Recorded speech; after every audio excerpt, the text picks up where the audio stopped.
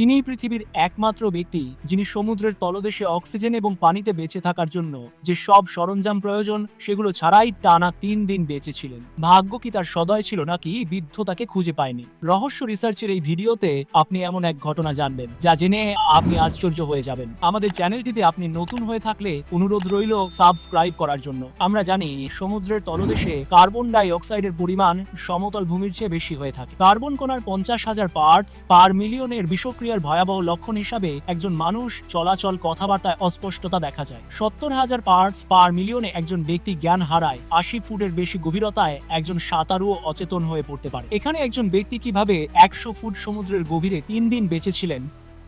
ঘটনা শুরু হয় যখন নাইজেরিয়া উপকূল থেকে প্রায় 32 কিলোমিটার দূর মার্কিন যুক্তরাষ্ট্রের একটি তেল উত্তোলনকারী জাহাজ গভীর সমুদ্রে আটকে গিয়েছিল। তখন 2013 সালের 26 মে জ্যাকসন 4 নামে ছোট্ট একটি জাহাজ আটলান্টিক মহাসাগরের নাইজেরিয়া উপকূল থেকে যাত্রা শুরু করে ভোর 4টায়। সেখানে 12 জনের একটি দল ছিল। এটি ছিল তাদের স্বাভাবিক একটি কাজ। তারা মূলত গভীর সমুদ্রে জাহাজগুলো কোনো কারণে আটকে গেলে কিভাবে সেখান থেকে উদ্ধার করা হয় সেই কাজটি করত, এবং এই কাজটি তারা অনেক বছর ধরে করে আসছে। কিন্তু ঘটনাটি শুরু থেকে তাদের কাছে সবকিছু অস্বাভাবিক মনে হচ্ছিল। যাত্রা শুরু করার মাত্র 30 মিনিট পর জাহাজটি তীর থেকে প্রায় 20 কিলোমিটার দূরে অবস্থান করছিল। দুর্ভাগ্যক্রমে জাহাজটি একটি বড় ঢেউয়ের আঘাতে মুহূর্তের মধ্যে সাগরের পানিতে তলিয়ে যায়। সাধারণত এ ধরনের বড় টাগ বোটগুলোর দরজা খুব শক্ত করে লাগানো থাকে, কারণ সমুদ্রে জলদস্যুদের আক্রমণ খুবই সাধারণ একটি ব্যাপার। ঘটনার দিন ভোর 4টায় জাহাজটি উপকূল থেকে 20 কিলোমিটার দূরে পৌঁছায় এবং সেখানে থাকা তাদের উদ্ধার করা জাহাজটিও ছিল। তখন তারা ওই জাহাজটির সাথে তাদের জাহাজের একটি শক্ত লোহার রড দিয়ে টেনে তীরের দিকে আনতে শুরু করে।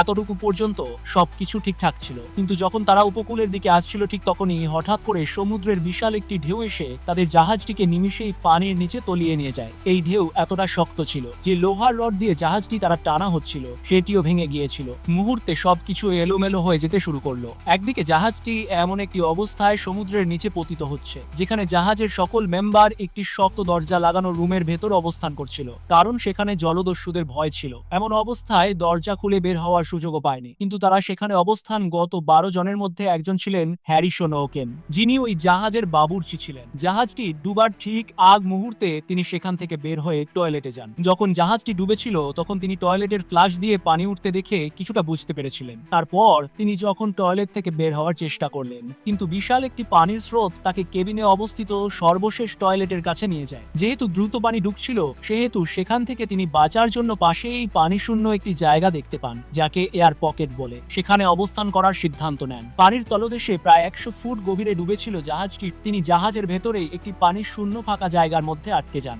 বেঁচে থাকার অবলম্বন হিসেবে পেয়েছিলেন একটি বোতল, কোকাকোলার 2টি ফ্ল্যাশ লাইট পেলেও মোটামুটি একদিনেরও কম সময়ের মধ্যে এগুলো ব্যাটারি ক্ষয় হয়ে যায়। এখন এমন অবস্থায় বেঁচে থাকা সবচাইতে গুরুত্বপূর্ণ যে জিনিসটি প্রয়োজন সেটি হচ্ছে অক্সিজেন, যেখানে নিঃশ্বাস নেওয়ার জন্য সে মাত্র 1 মিটার জায়গা পেয়েছিল। সেই 1 মিটার জায়গায় তার নিঃশ্বাস বিষাক্ত হয়ে আসছিল। তবে এয়ার পকেটে যে পরিমাণ অক্সিজেন ছিল তা দিয়ে সর্বোচ্চ 65 ঘন্টা পর্যন্ত একটি মানুষ বেঁচে থাকতে পারবে। ছোট্ট একটি জায়গায় তিনি নড়াচড়া করতে পারছিলেন না। ঠিক এমন সময় পানিতে ভাসতে থাকা একটি চেয়ার দেখতে পায়। চেয়ারটি উপরে কোনো রকম তিনি বসে নিজেকে পানি থেকে রক্ষা করেন, কিন্তু নিঃশ্বাস নিতে তার অনেক কষ্ট হচ্ছিল এবং তিনি যেখানে অবস্থান করছিলেন সেটি ছিল জাহাজের ইঞ্জিনিয়ার রুম। সেখানে অক্সিজেনের পরিমাণ আস্তে আস্তে কমে আসছিল।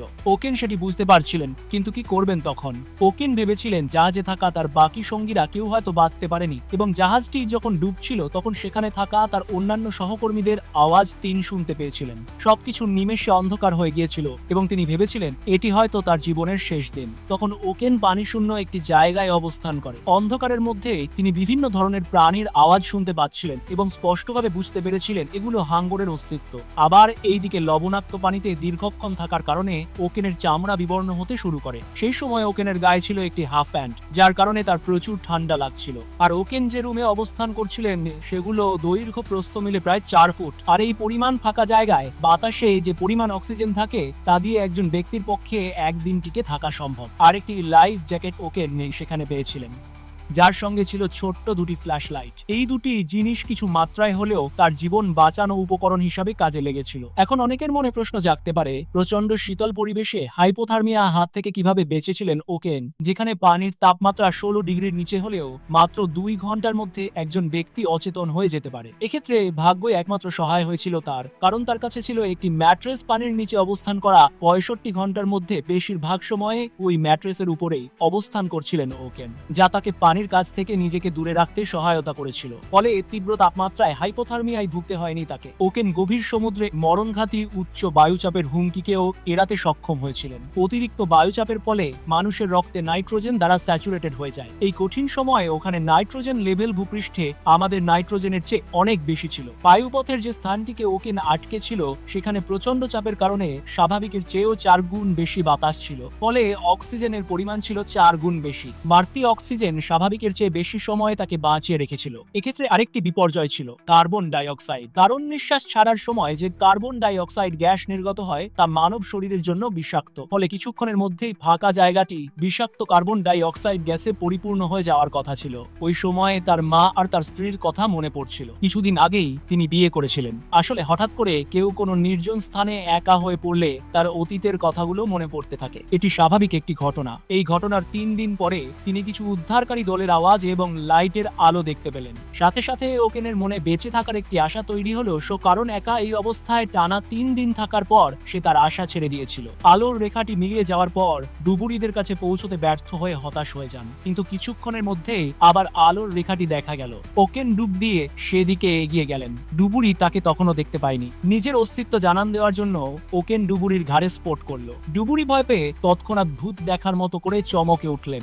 ওকেন এতদিন পর কোনো মানুষের অস্তিত্ব টের পেয়েছিল, কিন্তু তার সামনে তখন ও আরো একটি সমস্যা এসে দাঁড়াল। এতদিন এই সমুদ্রের পানির ভেতর থাকার কারণে তার শরীরে আর্দ্রতা কমে গিয়েছিল এবং অক্সিজেনও কম ছিল। তাই হঠাৎ করে তাকে যদি সেখান থেকে বের করে নিয়ে আসা হয় তাহলে সে স্ট্রোক করে মারা যেতে পারে। তাই ডুবুরি সহ পানি শূন্য জায়গাটিতে আবার ফিরে গেলেন। ওখানে তার কাছে সবকিছু তখন অবাস্তব মনে হচ্ছিল। ডুবুরিটি যখন তাকে একটি পানির বোতল দিলেন তখন তিনি তার দিকে বিস্ময়ের সঙ্গে তাকিয়েছিলেন আর বোঝার চেষ্টা করছিলেন সে কোনো মানুষ নাকি অন্য কিছু, কারণ তিনি তখন ভয় পেয়ে গিয়েছিলেন। উদ্ধারকারী দল ওকেনকে দেখে পানির বোতল দেওয়ার পর একটি অক্সিজেন মাস্ক দেন এবং এভাবে কয়েক ঘন্টা তিনি সেখানেই অবস্থান করবেন। যখন সবকিছু স্বাভাবিক হলো তখন তাকে সেখান থেকে উদ্ধার করা হলো। সেখান থেকে জীবিত ফিরে আসার পর ওকেনের মনে শুধু একটাই কথা চলছিল, সেটি হচ্ছে আর কখনো সমুদ্র নয়, সে বাকি জীবনে বাবুর্চির কাজ করে কাটিয়ে দেবে, কিন্তু কখনোই আর সমুদ্রে আসবে না। অবশেষে 26শে মে দক্ষিণ আফ্রিকার ডুবুরিরা যখন ওখান থেকে জীবিত উদ্ধার করেন তখন তারা সত্যি অবাক হয়ে যান, কারণ এই জাহাজে 3 দিন পরেও জীবিত থাকবেন সেটি তারা কেউ বিশ্বাস করতে পারছিলেন না। এই ঘটনার পর প্রায় বছর পেরিয়ে গেলেও